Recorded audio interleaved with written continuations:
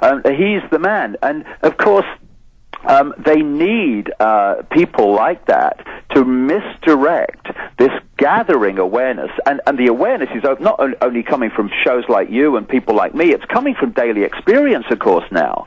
And they need to find a way of directing it away from seeing the real massive connections that show this is a global, not a national issue. So that's why I'm standing to get this information across. By the way, Alex, he stood and said, I want a debate on Big Brother. That's why I'm doing it. He has absolutely point-blank refused to debate with me, a fellow candidate in this election. Amazing. So bottom line, he is a change agent masquerading as the alternative. He is controlled opposition. There's a very good chance that that is what this game is about. Well, there's no doubt. If you've got every top neocon, the inner circle of global neocon power, coming to his district to campaign for him because he's fighting the New World Order, I mean, this is incredibly obvious. We're going to do a behind-the-scenes discussion for PrisonPlanet.tv and Internet listeners right now. We'll be back for everybody else in just a few minutes. Stay with us. David Icke. All right. David? Yes, mate. What I'm doing now is, with a really big guest, is I just skip the breaks for the Internet audience so we don't waste any time, and we'll come back and get into other issues in just a few minutes. But we will take the bottom of the hour break in about 10 minutes, so you'll have a break then. Why don't you, right now, we'll do this before you leave on the full show, tell us about some of the websites, some of the things you're working on right now, some of the new books and videos. Okay. Go ahead and tell us about that now, David. Okay, what's happened since 9/11 particularly, but certainly in the last couple of years, there's been an explosion of interest in this whole information that I'm putting out. And when I've finished with this election, I'm going to speak in Croatia, in Romania, in Italy. Then I'm coming to America to speak in Santa Clara the last weekend in September. I've got a DVD coming out, 7 hours of what I did to 2,500 people in London at the Brixton Academy a few weeks ago. There's another interesting video coming out, 2 hours, for people who are new to this, which is a presentation I did to the Oxford Union about 6 weeks ago at Oxford University. And it's interesting, when you're talking to closed minds as opposed to open minds, how people have supposedly top intellect at one of the leading universities in the world. Honestly, they're babes in arms. They're babes in arms when it comes to the world as it really is.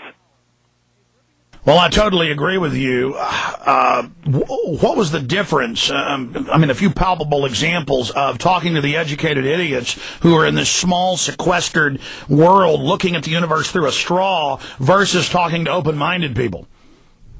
Well, you know, it's interesting. The more that I've traveled this journey, of course, the more subjects I've realized you've got to get some kind of understanding of to appreciate how all the pieces fit.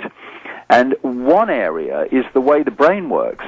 You know, there are two sides to the brain, two hemispheres of the brain. The right brain is the creative. It's the out there. It can see connections. It can think in a different way, in a maverick way, in an off-the-cuff way, with imagination. And then you've got the left brain, which we need, which is about language, it's about seeing everything as a part, it's about seeing structure and all the rest of it.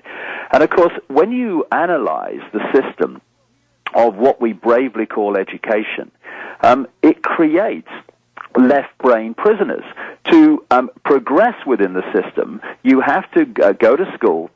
You have to take information into the left brain overwhelmingly because it's all about mathematics and language. That's the German-Prussian model of 200 years ago. The modern education model based on that was about keeping you only in the left brain, where it's basically regurgitation. Yes, exactly. And so if you analyze the system, you go through school, and if you're very good at taking in left brain information, holding it, and then regurgitating it out on an exam paper, then you progress into university and what have you, and you do the same again at a higher level. You then choose your specialization, medicine, science, whatever, and you do the same again at a higher level in your specialization. And you're like specialized insects who were sequestered perfect to be inserted into the Illuminati compartmentalized pyramid, whereas you have the artist, free-thinking, truly creative mind, which has always been the enemy of the New World Order. Right, and if you look at, therefore, that the system and the way it brings its people to the top of its various pyramids to run its institutions, they are people who have been very, very good at taking in left-brain information and regurgitating it out on an exam paper. Boy, folks listening on Infowars.com and watching on PrisonPlanet.tv just heard David totally switch into left-right brain science. Restate that without me interrupting, David. Break down the left-right, and I've read the research. You're absolutely accurate in what you're saying for people, and how this Illuminati pyramid goes after certain compartmentalized, shuttered individuals. Like, you'll talk to globalists, and you'll find out they're compartmentalized and have been selected because, like a specialized insect in an anthill, they carry out a specific function, which is totally left brain. Yeah, once I began to understand how the brain worked, society started to make real sense to me. Because we have two hemispheres of the brain. There's the right brain, which is the creative, it's the out there, it's the maverick, it's the free thinking. It's that which will not be imprisoned. It's that which can see connections between things and not just see everything as divided and apart. Now, the left brain really helps us function in this world because it's about language, it's about structure, and it's about the world of the five senses, if you like. And it's important. You know, we need whole brain people, because if you're only right-brained, we all know people like that, they're very creative, but they can't function in this world. But there's another extreme, which is becoming a left-brain prisoner, which I have to say is where most people are, particularly those that run the system. And if you're in the left brain, you're just dealing with five-sense reality, which is a fraction of what there is to understand, and certainly a fraction of what there is to express yourself. And the system is designed to lock people in that tiny left-brain reality, and they do it not least through the bravely entitled education system, because as you go through school, what are you doing? You're taking in left-brain information, hold it, and now give it me back on an exam paper, tell the system what it's told you, and then you progress because you're very successful at school. That's basic programming. Programming, yes, it is. I mean, it's interesting, you know, Alex, that when you go through a secret society, you go up through degrees, and then when you go to university, you get a degree. Well, it's a degree of programming to a very large extent. So you go to university from school, you go through the same process of taking in left brain information and putting it out on an exam paper. You then choose your specialization of medicine, of whatever it is, science, law, all of these things. And then you go through your specialization, and to pass those exams, you do the same again.